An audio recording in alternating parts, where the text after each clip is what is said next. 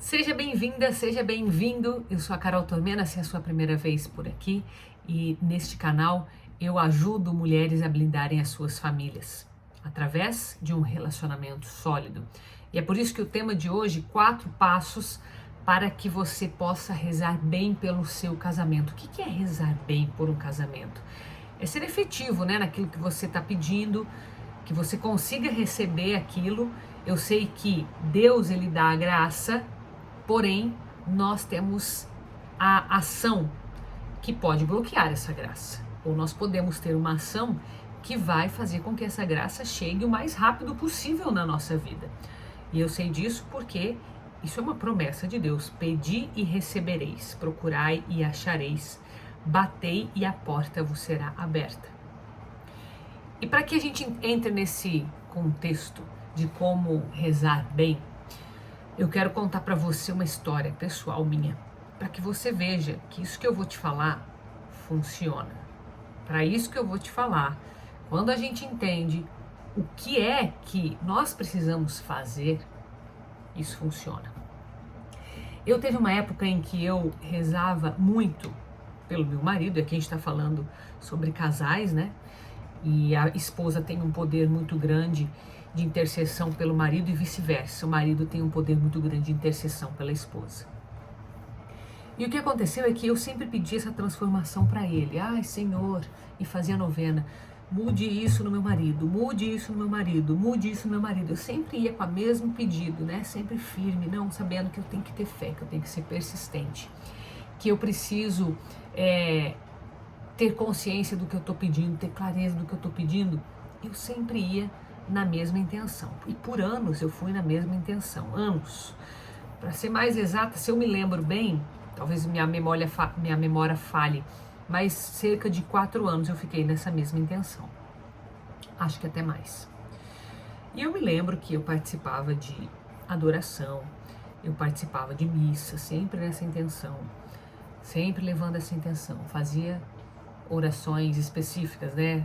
Um terço que eu ia rezar, uma novena que eu fazia, novena de Natal, eu me lembro que eu fiz, novena de... fiz também cerco de Jericó, enfim, muitas, e acredito que você tenha a tua rotina de oração também, muitos momentos em que eu colocava essa intenção. O fato é que chegou um determinado momento, e nesse meu caminhar, Deus ele vai... Quando você decide colocar uma intenção para alguém, ou seja, ser intercessor, ser intercessora, Deus ele transforma também a pessoa que está fazendo essa intercessão. Então, quando a gente está pedindo para alguém, na verdade, nós também estamos sendo transformados. Só que essa transformação, ela vai acontecendo de uma forma que às vezes a gente não percebe, porque a gente está tão focado na transformação do outro, nessa conversão do outro, nesse pedido para o outro, nessa graça para o outro, que a gente não percebe como Deus age, né? De que forma ele faz isso. E eu, em um determinado momento, tive essa revelação através de uma missa, através de uma homilia. Eu lembro que nesse dia eu estava servindo na missa, eu estava fazendo a primeira leitura. Então, eu sempre me esforço em prestar atenção no que está acontecendo no rito da missa, porque eu não sei se você já teve a oportunidade de servir ou não, mas o que geralmente acontece é que você fica tão focado em fazer as coisas certas, fazer do jeito certo, entrar no momento certo para fazer a leitura e tal, que às vezes você se desconecta da mensagem. E eu tinha feito esse propósito de prestar atenção, né? Porque Deus, ele poderia ter uma mensagem, e ele teria uma mensagem ali para mim. Eu estava afinal na missa, né? Você se lembra do milagre, o primeiro milagre de Jesus, que foi uma festa de casamento? Pois bem, quem viu este milagre da transformação da água em vinho foram as pessoas que estavam servindo ali, que estavam preparando a festa. Eles foram os que viram primeiro, eles viram acontecer. Por quê? Porque eles estavam ali, de fato, pegando a água, levando a água para Jesus, enfim. É o que acontece numa missa. Às vezes a gente vê um milagre acontecer se a gente estiver conectado.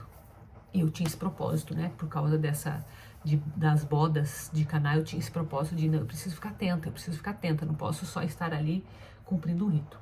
Eu lembro que nesse dia, a passagem do Evangelho falava sobre as podas da videira, né? Daqueles galhos secos que tem que fazer a poda e tal, e que a gente sabe que pode ser incômodo, que pode ser doloroso, e ele fala de uma poda pessoal, e enfim, né, que a gente tem que se deixar podar por Deus. Só que pela primeira vez eu entendi aquela palavra, aquele evangelho, como algo assim muito direto para mim. E o padre na homilia ele falou: se permita ser podado, porque se você pedir que Deus pode, se prepare, porque ele vai fazer a poda.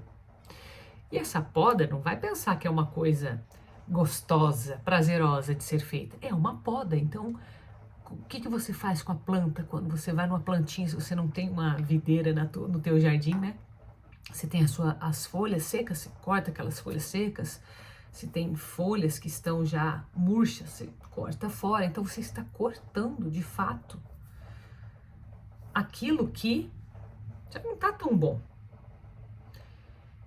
Mas o fato é que é uma parte da planta. Então, aquilo que em nós é uma parte de nós, mas que está sugando mais energia do que deveria, porque aquela folha seca na planta continua sugando energia para aquela folha. Enquanto ela tem um resquício ali de vida, ela está sugando. E a gente precisa podar justamente para dar mais força para a planta, para que aquela energia que esteja sendo gerada da terra, da nutrição que ela absorve pela raiz, que seja para o crescimento de folhas saudáveis, de folhas secas. E quando Deus faz essa poda na gente, ele também tira algo que, aparentemente, pertence a nós. Seja isso algo ruim, mas que mesmo sendo ruim, a gente acredita que faz parte da gente, que mesmo sendo ruim, vai doer ficar sem, vai ser uma separação, entende? Então, quando o padre naquele momento falou, se prepare, porque se você pede, então esteja pronto, esteja aberto para essa poda, aquilo me tocou muito. Eu falei assim, peraí, então eu preciso ter coragem para que esta poda seja bem feita. E eu me lembro que nesse momento a gente estava em meio a uma quaresma. E eu falei, bom, por que não aproveitar essa quaresma então para fazer uma poda? E eu nesse momento aceitei. Peguei aquela palavra ali de Deus que veio através do padre, aquela homilia, e peguei para mim. E dei a permissão para que Deus fizesse essa poda. E aqui está um primeiro ensinamento, que ainda não são os 4 passos, mas um primeiro ensinamento. Nós precisamos nos abrir conscientemente para a graça de Deus. Essa permissão, eu chamei aqui de permissão, é porque nós temos a nossa liberdade. E se a liberdade ela é minha, eu preciso dizer a quem eu quero permitir esta influência, inclusive para Deus. Às vezes a gente pensa, sei lá de onde quem tira essa ideia, de que Deus, porque ele é capaz de tudo, porque ele é poderoso, ele simplesmente interfere na nossa vida. Não, ele não interfere, a menos que a gente permita, porque nós somos livres. Não tem como você ser uma criatura livre se o teu Criador faz o que bem entende na hora que ele quer. Então, para que a criatura seja livre, seja da forma como ela foi criada, Deus precisa respeitar isso e ele respeita. Então, nesse momento, foi o primeiro passo que eu dei, digamos, foi essa abertura.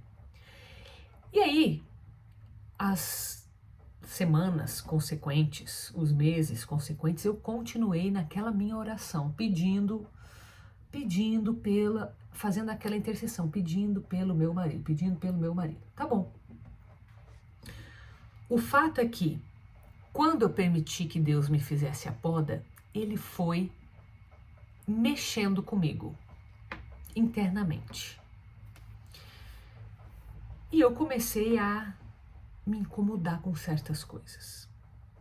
Mas eu estava numa intenção de quaresma, estava me permitindo ser podada. Algumas vezes eu percebia que essa era uma poda, outras vezes eu achava que era um problema, eu não me ligava que isso aqui não é um problema que está acontecendo, é uma poda que está sendo feita. Às vezes a gente demora para perceber isso. Mas o fato é que Deus me preparou nesse momento para um segundo momento. E esse segundo momento também foi em uma missa. Eu também estava servindo. E desta vez era algum dia especial de Nossa Senhora. E eu pedi a intercessão de Nossa Senhora nessa minha causa que eu estava há anos. Eu pedi só para essa vontade, só para isso no ouvido do meu marido, só para isso que eu estou pedindo no ouvido dele, para que talvez ele escutando, ele queira, né? Ele decida fazer algo. E eu sei que Nossa Senhora fez isso. Mas ao mesmo tempo, ela soprou no meu ouvido. Ela falou assim: se você quer que isso aconteça ao seu marido, então entenda qual é a ação que você está fazendo e que, ao invés de estar ajudando Deus na obra dele, está atrapalhando. E nesse momento eu fiquei, meu Deus do céu, sabe aquela frase, muito ajuda quem não atrapalha? Eu falei, meu Deus, eu estou pedindo errado esse tempo todo. Como assim, Carol? Por que você está tirando essa conclusão? Nesse momento eu percebi que o que eu estava pedindo estava completamente indo em desacordo com aquilo que eu já sabia da liberdade. Isso que eu te falei da liberdade, que Deus ele não interfere, eu estava pedindo algo que Deus interferisse na liberdade do meu marido. Não estava errado esse jeito que eu estava pedindo. Não é desse jeito que acontece. Deus não ia interferir na liberdade. Ele ia ter que querer aquilo, ou seja, o meu marido ia ter que querer aquilo para ele fazer. Então Deus não ia interferir. Então, de que forma que eu podia contribuir para que ele quisesse aquilo? Através das minhas atitudes. Então, nesse momento, eu mudei a minha oração. Eu pedi, Deus, transforme em mim aquilo que precisa ser transformado, para que isso seja algo que facilite essa graça na vida do meu marido. Que a forma como eu ajo, a forma como eu me comporto, a forma como eu sou, aquilo que eu falo, aquilo que eu, enfim, o meu ser, seja para instigar a vontade do outro de querer esta graça. Então, a minha oração mudou completamente. Ao invés de eu pedir, transforma isso nele, eu comecei a falar, transforma isso em mim. Porque se eu tenho meu livre-arbítrio e eu posso dar esta permissão a Deus como eu dei para ele fazer a poda, então eu já estava no barco. Eu dei a permissão para que ele transformasse em mim o que precisava ser transformado, para que então esta graça pudesse chegar a ele e ele aceitar. Então agora eu não estava mais interferindo no livre-arbítrio do outro. Eu estava permitindo a ação de Deus na minha vida. E a partir do momento em que eu fiz esta mudança, a graça veio quase que imediatamente. Não foi instantâneo, porque o que eu tenho entendido cada vez mais de Deus, né, e quem sou eu para dizer, meu Deus, quem sou eu para dizer quem Ele é, enfim, é a minha visão, eu posso estar errada disso, mas o que eu tenho entendido de Deus, o que eu tenho percebido dele é que Ele tem pressa de fazer a graça. Ele tem pressa, Ele quer para hoje, Ele quer para hoje. Se nós, né, não sei se você é mãe, se você é pai, mas se nós queremos fazer coisas boas pelos nossos filhos imediatamente, por que Deus não ia querer fazer? Se eu sei que meu filho está precisando de algo e eu posso dar agora, eu quero dar agora. É difícil você segurar para amanhã algo que você pode fazer hoje e que você sabe que ele quer. A menos que você saiba que aquilo faz mal para ele. Se você tem essa visão e ele não tem, você não vai fazer. Então, é uma visão que a gente tem que lembrar que Deus tem conosco, né? Se ele sabe que vai fazer mal, ele não vai fazer. Mas, se ele sabe que vai fazer bem, se aquilo que nós estamos pedindo é também o que ele quer, por que não acontece na hora? Você já se perguntou isso? Então, o que eu tenho entendido é que Deus, ele quer já, ele quer agora, no momento. E o que impede de vir, se é o caso de que ele também quer, é porque nós estamos simplesmente fechados para isso. E para mim o que mais descreve, assim de uma forma metafórica, né, uma imagem, eu gosto de criar imagens mentais, acredito que ajuda, é você imaginar um balde. Um balde tem a capacidade, se você pegar um balde de 5 litros, de 1 litro, enfim, de 10 litros, de 100 litros, você pega um balde, ele tem uma capacidade de se encher de água, né? Ele tem um tamanho. Então, um balde de 5 litros, ele consegue segurar 5 litros de água. Um balde de 100 litros consegue segurar 100 litros de água. Às vezes você vai falar assim, mas e se meu balde for pequeno? Tá, mas esse balde pequeno tem a capacidade de segurar 500 ml de água, que seja. Ele tem, todos os baldes têm uma capacidade, certo? Assim como eu e você, todos nós temos uma capacidade de receber a graça. Vamos imaginar que essa água desse balde seja a graça de Deus. E ele pode estar cheio da graça. Então não importa qual a capacidade de cada balde. Não importa se um balde é grande, se um balde é pequeno. Todos os baldes podem ficar cheios da graça, mas eles também podem ficar na metade da graça. Mas espera aí, por que um balde estaria na metade e não cheio? Sei lá, porque ele pode achar que é muito pesado carregar aquilo, porque ele acha que ele não dá conta, porque ele acha que vai transbordar e que isso vai ser um problema.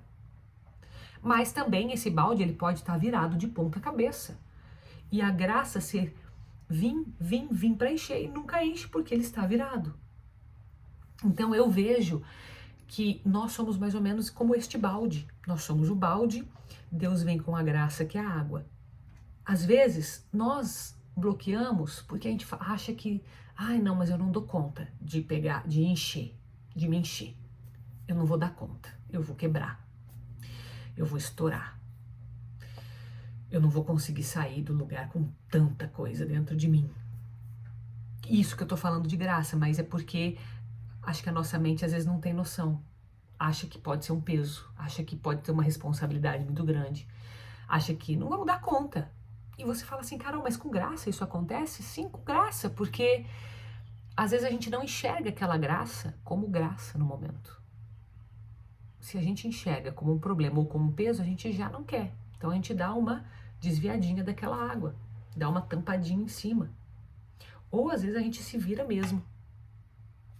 Quer por vontade, sei lá, porque outra coisa acreditamos, porque a gente se virou e não pediu ajuda para se desvirar.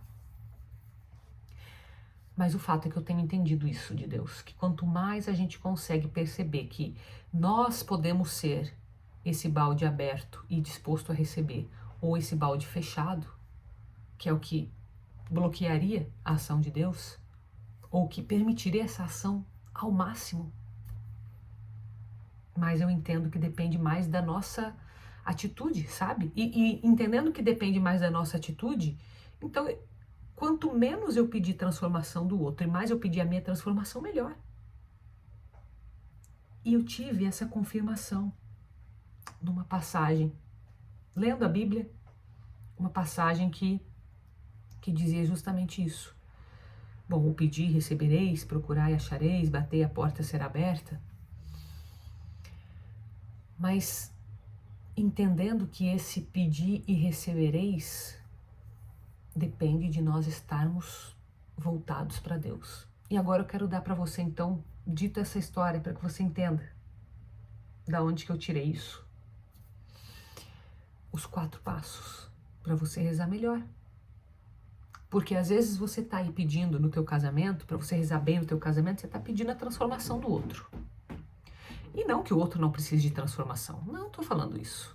Todos nós precisamos. Eu preciso, você precisa, o outro precisa de transformação. Agora, querer é o mesmo que precisar? Não, né? Às vezes eu até preciso, mas não quero. O outro até sabe que precisa, mas não está disposto, não quer.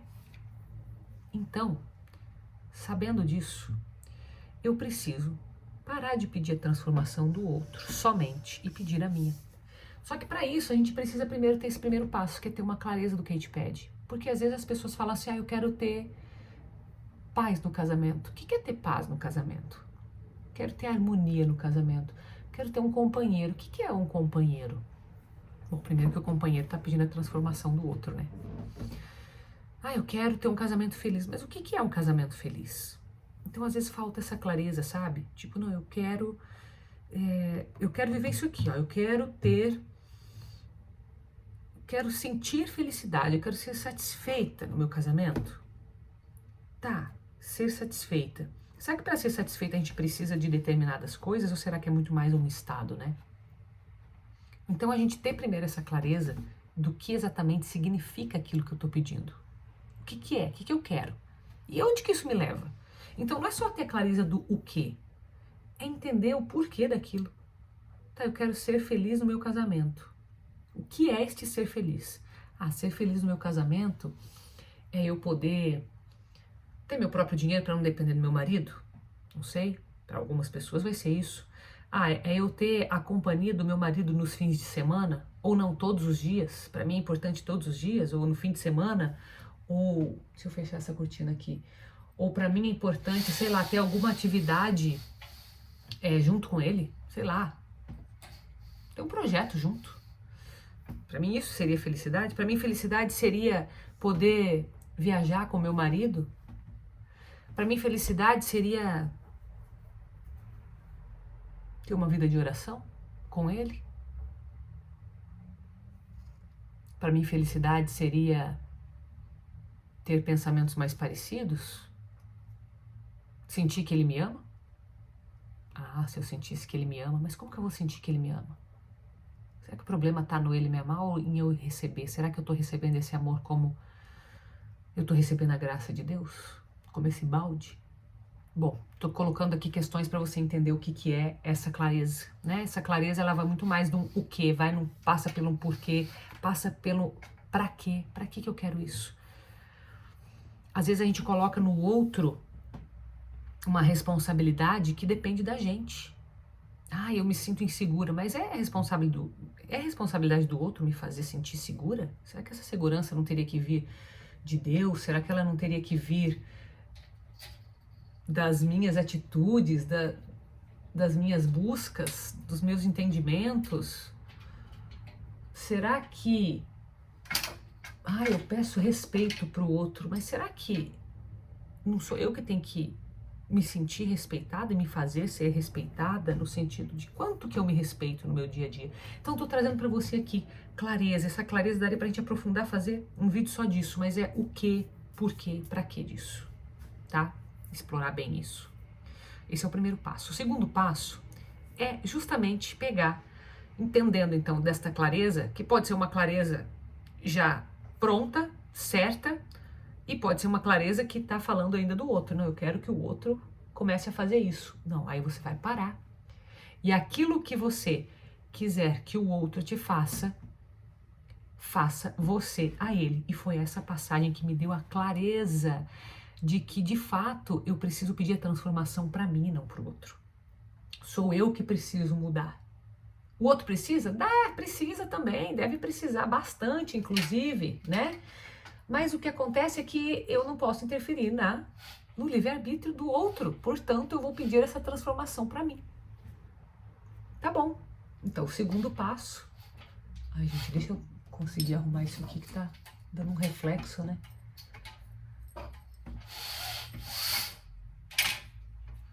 O segundo passo, então, é justamente você transformar esse pedido que está focado no outro e trazer para você com coragem.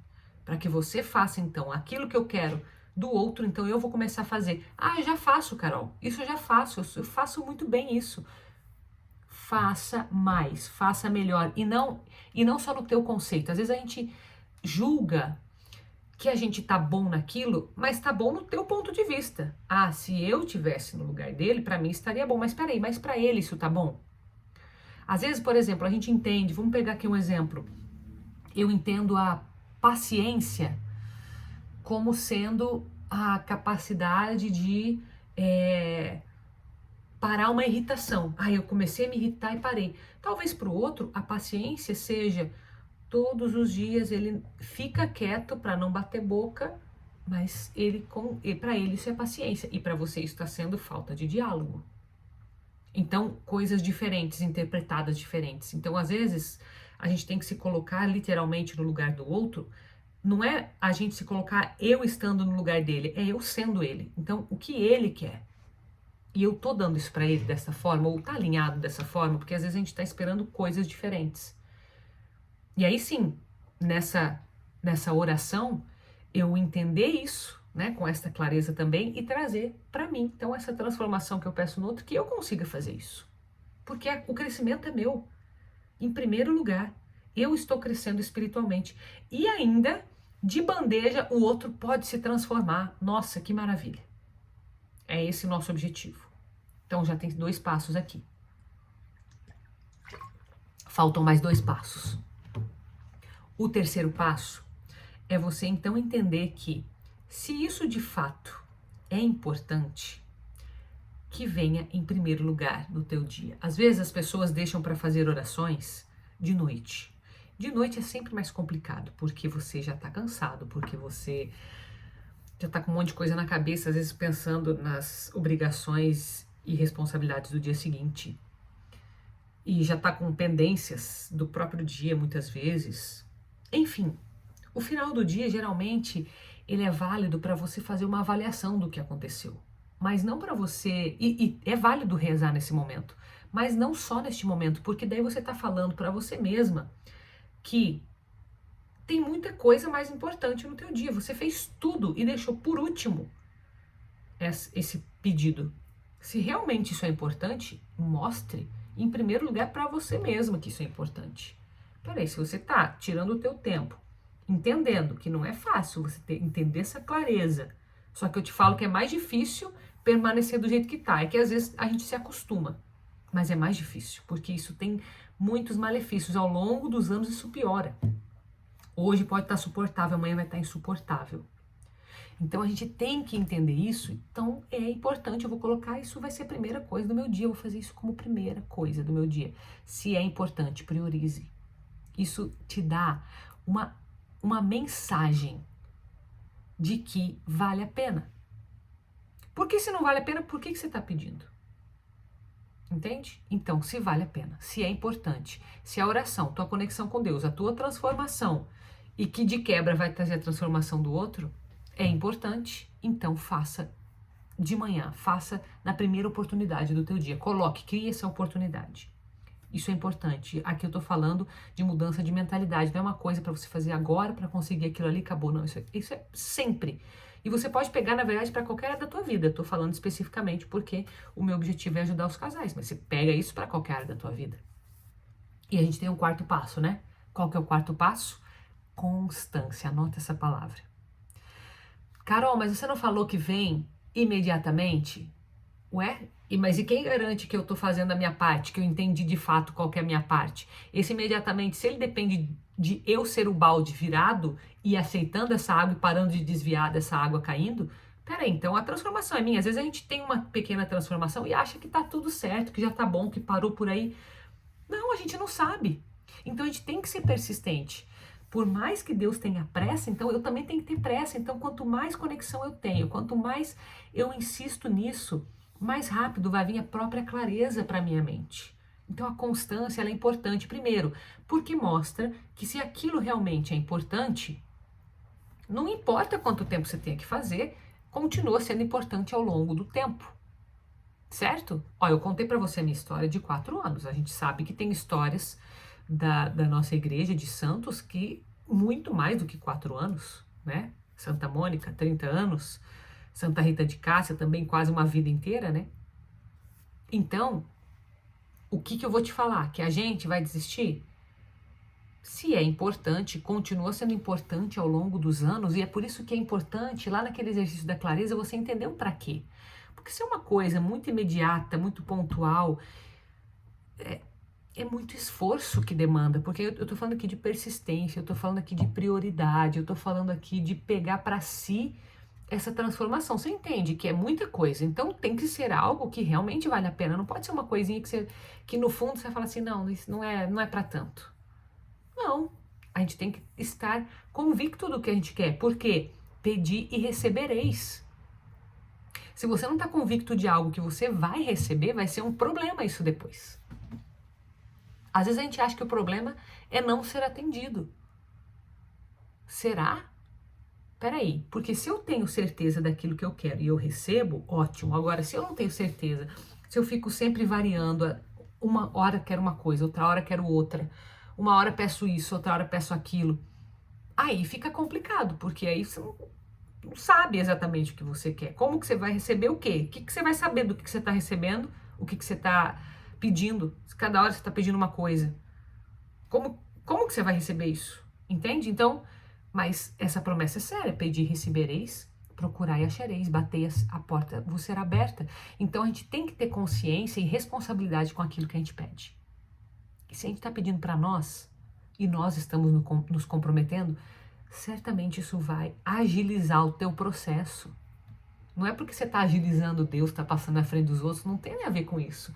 Deus, ele é abundante, ele tem para todo mundo. Deus é todo poderoso, ele quer agora. E se ele quer agora e você vira esse balde para cima, meu filho, minha filha, pronto. Basta. Basta isso. Então faz esse esforço, tá?